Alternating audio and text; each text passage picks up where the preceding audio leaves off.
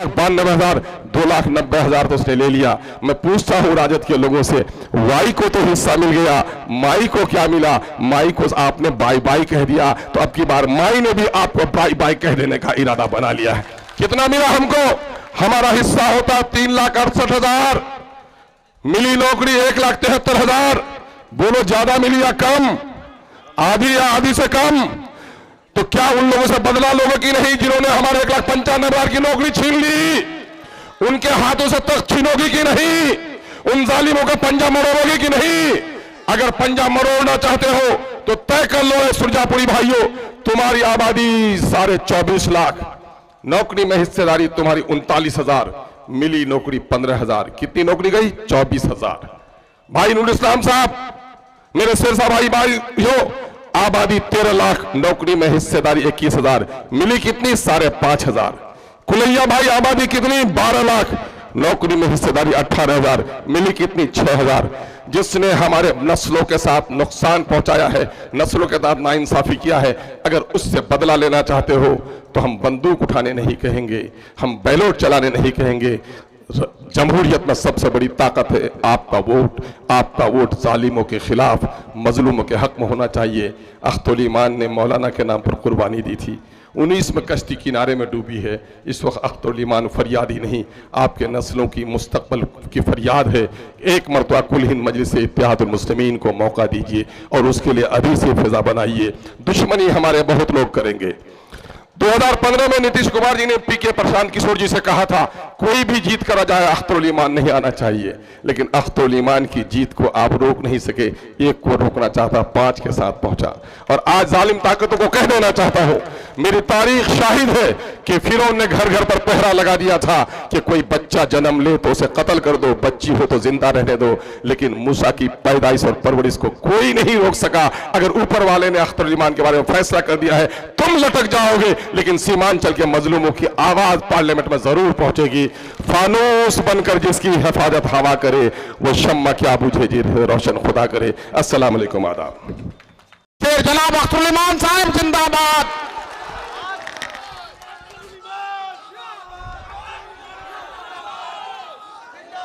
कातिल को कातिल लिखता रहा मसीहा न लिखा आज तक, महलों में नाचने वालियों को रानी ने लिखा आज तक। दलालों की साजिश का न गम न कोई डर है, बुझा न झका कोई उस चिराग को जिसका हामी रहा खुदा आज तक।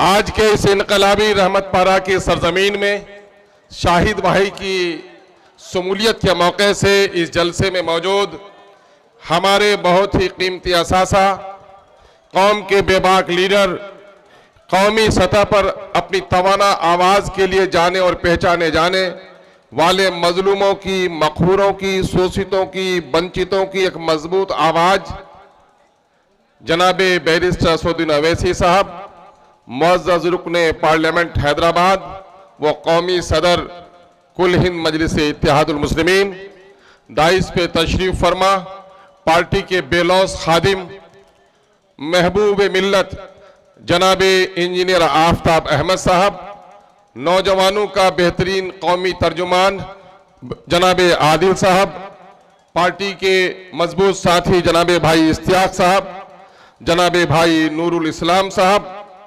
मेरे बड़े भाई और मोहसिन जनाबे सादिक समदानी साहब, पार्टी के जिला प्रेसिडेंट जनाबे भाई अब्दुल रहीम उर्फ हैदर साहब, यहाँ के मुकामी मेहरबान हमारे जो 2010 में हमारी इलेक्शन की जीत के लिए अपने सब कुछ दांव पे लगाया, भाई जनाबे मुखिया वसीम साहब, जनाब भाई मुखिया अंजर साहब, पार्टी की महिला सेल की अध्यक्षा मोहतरमा जना नूर साहिबा साहिबा, पार्टी के ब्लॉक प्रेसिडेंट जनाबे मुखिया असलम साहब, पार्टी के सेक्रेटरी जनाब भाई दीपक कुमार जी, कांग्रेस छोड़कर आज शामिल होने वाले हमारे दोस्त जनाबे भाई नसीम साहब, जनाबे भाई अब्दुल रजाक साहब नवादा, मतलूब भाई गया, डॉक्टर नौसाद साहब चंपारण, साहिन साहब भागलपुर, सरवर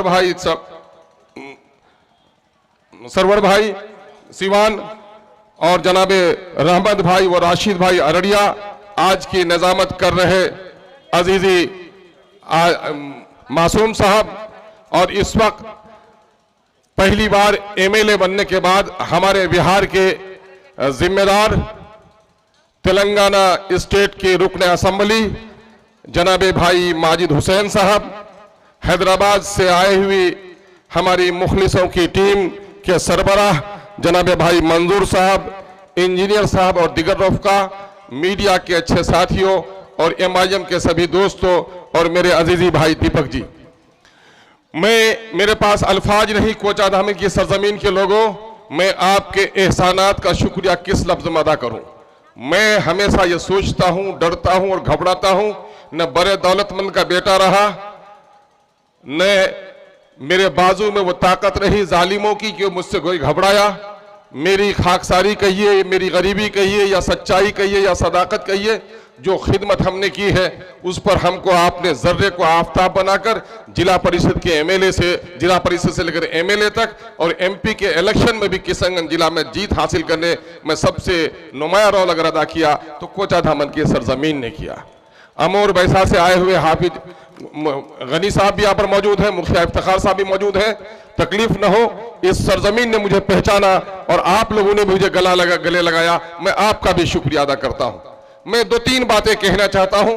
आप जितने मुश्ताक हैं और जितने बेताब हैं अपने लीडर को सुनने के लिए, मेरी आंखें उन्हें देखने के लिए भी बेकरार रहती हैं और कान सुनने के लिए भी बेचैन रहता है, लेकिन कुछ दर्द की दास्तान है जो सुना देना लाजिमी समझता हूं। मेरे भाइयों, इस वक्त एमएलए के जिम्मे जो काम होता है, सड़क, पुल, पुलिया, बिजली और तरक्की के काम होते हैं।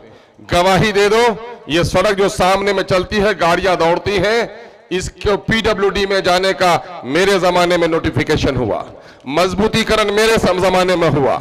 ये जो देख रहे हो सामने में बगलबारी का पुल टूटा था तो लोगों ने कहा था कि 6 महीने के अंदर न बना तो अख्तुल ईमान के असेंबली के लिए भी जाना मुश्किल होगा। अल्हम्दुलिल्लाह दूसरी जगहों के पुल टूटे थे, नटवापाड़ा में 3 साल तक नहीं बने थे, अख्तुल ईमान ने 3 महीने में इसका काम शुरू करा के आपको दिखा दिया था। परिहारपुर का देख लो, दाती का पुल देख लो, नरकली हाट का पुल देख लो, पुलिया देखो, या एक साथ कैबिनेट करके 30 हाई स्कूल बनाने का देखो, या 2012 में बिजली का जो यहाँ पर एक्सटेंशन हुआ है ग्रिड, उसको देख लो। तो मैं समझता हूं कि मेरे कामों पर पानी फेरने की जो दलाल लोग कोशिश करते हैं, आपकी सदाकत की आंखों से वो काम छुपे हुए नहीं रह सकते। लोगों, एक काम और है जो असल काम है कि आप कानून 2 जगह बनता है, पार्लियामेंट और असेंबली में। असेंबली में जब फिरका वाराना कानून बना और वहां से चोर दरवाजे से जब इस मुल्क में हिंदू और मुसलमानों को लड़ाने के लिए, हमारी गंगा जमनी तहजीब को मिटाने के लिए कुछ बेईमानों ने हमारे बच्चों को मुशरिकाना प्रोग्राम के लिए सूरज नमस्कार का वो फरमान जारी किया, तो आपके इसी बेटे ने लड़कर पूरे बिहार के बच्चों के मासूम जहन में शिर्क से बचाने का काम किया, वो भी आपको याद होगा। मेरा यकीन है ये सभी धर्मों का मजहब है, सारे धर्मों को अपने धर्मों के आदर्श का पालन करना चाहिए और दूसरों का आदर करना चाहिए। हम सनातन धर्म हो या बौद्धिज्म हो या ईसाइज्म हो, हम उसका आदर करते हैं और मुसलमान होने की हैसियत से अपने मजहब का पालन करते हैं। यही सेकुलरिज्म है, इसकी आवाज आपके बेटे ने उठाई है। मुल्क इस वक्त दोराहे पे खड़ा है। आया इस मुल्क में तमाम तो लोगों के मजहबी अकीदे बाकी रहेंगे या नहीं रहेंगे? इस मुल्क में लोगों के अकीदे, लोगों के मसाजिद तोड़े जा रहे हैं। ऐसे वक्त में जरूरत इस बात की है कि माजी की तरफ फिरो। हमारे बुजुर्गों ने जो कुर्बानी दी आजादी की, और आइन को बनाने में दस्तूर साज कमेटी के जिम्मेदारों ने जिस तरह से इस मुल्क में गंगा जमनी तहजीब, हिंदू मुस्लिम सिख ईसाई सभी के अकीदे की हिफाजत की है, आज मोदी और योगी की सरकार में इन चीजों को तोड़ने की कोशिश की जा रही है। मेरे और आपके मोहसिन इंसानियत ने यह फरमान जारी किया है, जब बुराई को देखो तो हाथ से रोको, न हो तो जबान से टोको। गोंगों की औलादें बार बार ये कहती हैं कि बोलने से क्या होता है। अल्हम्दुलिल्लाह बोलने से तो सब कुछ होता है, ये मैं बार बार कह चुका हूं, दोहरा कर नहीं कहूंगा। ऐ गोंगे, तू जब हम पर इल्जाम भी लगाता है तो बोल ही कर लगाता है, नाच कर नहीं लगाता है। बोलने से यही होता है। लेकिन मसला यह है कि आज हम जहां जिस बात के लिए कह रहे हैं वो ये कह रहे हैं इस मुल्क में जिस कौम की सियासी ताकत घटेगी, आजादी के वक्त हमारी मस्जिदें तोड़े गए, मस्जिदें तोड़ी गई, मदरसे नजर आतिश किए गए, लेकिन आज अल्हम्दुलिल्लाह उससे आलीशान मस्जिद और मदरसे हमने बना लिए। मैं इसका मुनकर नहीं हूं, लेकिन आज इनकी हिफाजत की जो जरूरत पड़ी है वो सिर्फ मुनाजात से नहीं होगी, मस्जिदों के दुआओं से नहीं होगी, मदरसे के दुआओं से नहीं होगी। जब तक पार्लियामेंट असेंबली में आपकी तवाना आवाज नहीं होगी, आप अपने इन अकीदत के मराकिज को तहफ़्फ़ुज़ नहीं कर सकते। उसके लिए जरूरी है कि आपकी लीडरशिप हो। दुनिया में जो कौम लीडरशिप पैदा करती है वो दुनिया में इज्जत के साथ रहती है। मौलाना अबुल हसन अली नदवी रहमतुल्लाह अलैह का वो कौल आपको याद होगा, तुम्हारा बच्चा बच्चा पंज वक्ता नहीं तहज्जुद गुजार हो जाए, अगर तुमको सियासी शऊर न मिला तो तुम्हारे पंज वक्ता पर भी पाबंदी लग जाएगी। लोगों, आज हम उस जगह पे खड़े हो गए। आकाए मदनी की जिंदगी देखो, 53 साल तक दावत दी, मुट्ठी भर लोगों ने कलमा पढ़ा, लेकिन जब मदीना पहुंचे तो दावत ही नहीं, दावत के साथ ताकत भी थी। ताकत का हुसूल ईमान का हिस्सा है, सदका देना ईमान का हिस्सा है, देने वाला हाथ ऊपर रहता है। इसलिए इस मुल्क के ज़माने कार में अपनी मौजूदगी को दर्शाना हमारा और आपका अखलाकी फरीजा ही नहीं, मैं तो समझता हूं कि इस वक्त का दीनी फरीजा भी है। उसके लिए जरूरी है कि इन ऐवानों में उन लोगों को मत भेजिए जो दूसरे की पार्टियों की टिकट की बुनियाद पर गुलाम बन जाए, बल्कि वोट आप दे रहे हैं तो आपका जो तर्जुमान बने उसको भेजने की कोशिश कीजिए। और मिल्लत की जो तर्जुमानी, कौम की जो तर्जुमानी बैरिस्टर असदुद्दीन अवैसी कर रहा है और उसके नक्शे पा में चलकर अख्तरुल ईमान ने जो कोशिश की है, यकीनन कोचा रहमान के नौजवानों तुम्हारा सीना फूल जाता होगा जब तुम असेंबली और पार्लियामेंट की दास्तान को देखते हो। मैं चाहता हूं सिर्फ 2 लफ्जों में आपको कह दूं कि इस वक्त जो सबसे बड़ी दुश्मनी है, हमारे लोग काटे जा रहे हैं, मारे जा रहे हैं, पीटे जा रहे हैं, मुकदमा में फंसाए जा रहे हैं। अभी हमारे एक मजबूत साथी असलम साहब का खून हुआ, उससे पहले सीवान में आरिफ का खून हुआ, और इन जालिम ताकतों को कह देना चाहता हूं कि तुमने हमारे लोगों का खून किया है, खून शहीदा कभी राएगा न जाएगा, और यकीन है कि तुम्हारे नापाक तमन्नाओं का खून जरूर होगा।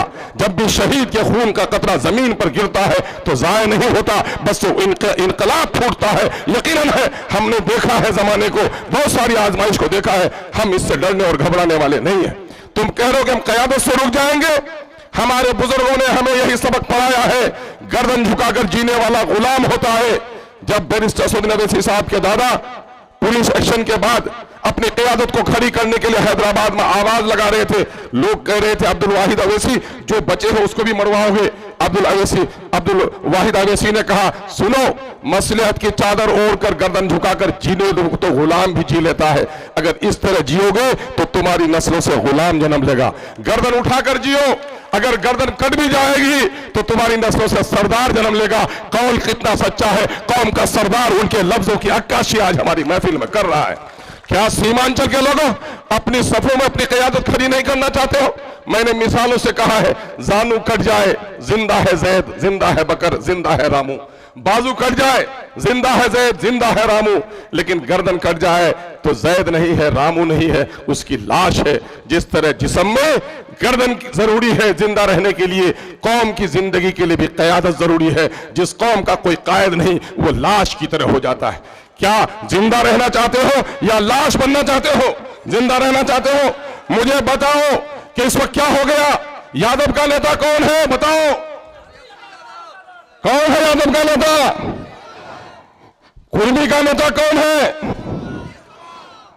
मछुआरे का नेता कौन है? मल्लाह का? पासबान का नेता कौन है? उन दलालों के बच्चों को कह दो जो कहता है कि बीजेपी का वोट कटवा, बीजेपी को जिताने के लिए वोट कटवा है, उन दलालों के बच्चों को कहो कि बैरिस्टर असदुद्दीन अवैसी को मजलिस इत्तेहाद उसको कोने में रख दो, बताओ तुम्हारा नेता कौन है? यकीनन अगर बैरिस्टर असदुद्दीन अवैसी न हो तो फिर हमें कहने के लिए कोई भी नेता हमारे सफों में नहीं है। इसलिए हम सब कुछ की बाजी लगा सकते हैं, अपने गर्दन की बाजी नहीं लगा सकते। हम सब कुछ खो सकते हैं, भूखे रह सकते हैं, बदन पे कपड़े न हो बर्दाश्त कर सकते हैं, लेकिन अपनी क़यादत किसी जालिम के हवाले नहीं कर सकते। इसी तहरीक का नाम मजलिस इत्तेहादुल मुस्लिमीन है, इसी तहरीक का नाम बैरिस्टर असदुद्दीन अवैसी है, इसी तहरीक का नाम इस खादिम अख्तरुल ईमान है। मेरे भाइयों, वजारत की कुर्सियों लेने के लिए दलालों के बच्चे तड़प रहे हैं। दलालों के बच्चों को देख रहे हैं, दलालों को देख रहे हैं आप कि मछली जिस तरह पानी के बगैर तड़पती है, तड़प रही है। सड़क पर वसूली करने वाले, लोगों के बच्चों को बिगाड़ने वाले, चोरी और गुंडागिरी को बढ़ावा देने वाले। अख्तर उल ईमान 70 मरतबा हारना पसंद कर सकता है, अपने नौजवानों की तकदीर से खिलवाड़ नहीं कर सकता है। मैं अपने नौजवानों को तो आसमान की बुलंदी पे देखना चाहता हूं। इसलिए नौजवानों, आओ तुम्हारी गैरत की कसम, गैरत न हो जिंदगी में तो कुत्ता है इंसान। एक कुत्ते को गोश्त का टुकड़ा दिखाओ, डंडा दिखाओ, 100 बार दिखाओ, आएगा और भाग जाएगा। लेकिन एक इंसान कई दिनों से भूखा है, दस्तरखान में उसके अब्बा के खिलाफ कुछ बोल दो, उनके जमीर के खिलाफ कुछ बोल दो, भूखे मर जाना गवारा करेगा, लेकिन दस्तरखान से नवाला नहीं उठाएगा। यही गैरत हमें पुकार पुकार कर कहती है कि वोट हमारा, राज तुम्हारा नहीं चलेगा। अब हमारी सफों में बाज औरत नहीं है जो कुत्ते और बिल्ली के बच्चे को गोद में लेगी। चौधरी के चांद से भी ज्यादा खूबसूरत क़यादत हमारे आगोश में है। अब उसके अलावा हमारी नजरें किसी की पेशानी को देखने के लिए गवारा नहीं करती हैं। इसी का नाम है, ये बिहार के हमारे सीवान के भाई आए, भागलपुर के भाई आए, नवादा के भाई आए हुए, गया के भाई आए हुए हैं।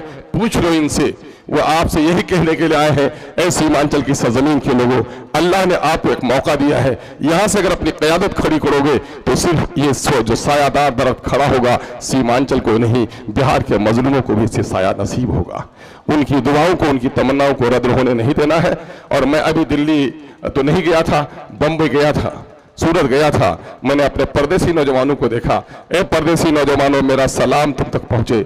मैंने परदेश में जितने चकरिया नौजवानों को देखा, बच्चों को मजदूर देखा, होटलों में काम करते देखा, बम्बई में जो इस्तकबाल किया है, जो उन लोगों ने गुजरात के कई शहरों में हमारा इस्तकबाल किया है, उन बच्चों को गर्व है कि वो बच्चे घर से बाहर हैं और उनको लगता है कि मेरा कायद होना कितना जरूरी है। और आज मैं उसे कहता हूं, ये प्रदेश में रहने वाले मुसाफिर नौजवान खुदाई फौज हैं जिसकी पूरी हिमायत MIM को हासिल है। आइए एक बार अहद कीजिए रहमत पारा की सरजमीन में, जहां बहादुरों की सरजमीन है, इस सरजमीन से हमारा इनकलाबी नारा उठे और इस वक्त जालिमों के महलों को जलजला बर्पा कर दे। कांग्रेस के नुमाइंदे को देखा है, इकबाल ने ऐसे ही लोगों के लिए कहा है। मैं उनके बारे में क्या कहूं, मरे हुए को मारना अच्छा नहीं है। उनके लिए एक ही बात कह दो कि उठो मेरे दुनिया के गरीबों को जगा दो, काख उमरा के दरो दीवार हिला दो, जिस खेत से मुयस्सर नहीं हो दहकान को रोजी, उस खेत के हर खोशे गंदुम को जला दो। ये फैसला आपने कर लिया है। आइए एक अहम बात जिसकी तरफ हमारे कायद इशारा करेंगे। अभी जाति गणना हुआ है और जाति गणना में जो तस्वीर सामने में आई है वो बहुत ही शर्मनाक है। और वो दास्तान जुर्म है नीतीश की, दास्तान जुर्म है राजद की, दास्तान जुर्म है कांग्रेस की। 13 करोड़ के बिहार में इस वक्त सरकारी नौकरियां 20,49,000 है। टैक्स का पैसा हमारा, मेरा बच्चा नौकर नहीं बनेगा, मेरे बच्चे को सरकारी नौकरी नहीं मिलेगी। अभी टीचर में बहाली हुई है तो बाप मां का सीना चौड़ा हो गया है, लेकिन BDO नहीं बनेगा मेरा बेटा, CO नहीं बनेगा, DM नहीं बनेगा। इन बेईमानों ने हमारा वोट लिया। दिल्ली और पटने में बैठे हुए बेईमानों ने सिर्फ हमें गर्दन पर तलवार चलाने का खौफ दिखाकर हमारा सौदा किया है। आज देख लो तस्वीर क्या है। तस्वीर यह है कि इस 20,49,000 में दलित भाइयों की, SC ST की, जिनको भीमराव अंबेडकर ने रिजर्वेशन दिलाया, गांधी के हरिजन जो थे, गांधी ने जिसको आगे उठाया, उसकी नौकरी 4,11,000 होती है। इन बेईमानों ने इनकी 1,20,000 नौकरी खत्म कर दी, सिर्फ 2,91,000 नौकरी दी। मेरे बरमन भाई चतुर है, भूमिहार भाई चतुर है, मैं उनको ताना नहीं देता। उनके लीडरों ने मुंह पर चप्पी नहीं बांधी। उनके लीडरों ने कहा मेरी आबादी है, पढ़ेगी लिखेगी, कॉलेज खुलेगा, हॉस्पिटल खुलेगा। आज उनके लीडरों ने उनके इलाके को तब्दील किया। बरमन भाई की आबादी 47 लाख, नौकरी में हिस्सा 74,000 मिली उनको, नौकरी 1,72,000। भूमिहार भाइयों की आबादी 37 लाख, नौकरी में हिस्सा 58,000, नौकरी मिली 1,87,000। कुर्मी भाई की आबादी 37 लाख, नौकरी में हिस्सेदारी नीतीश कुमार जी की बिरादरी की 58,000 मिली 1,18,000।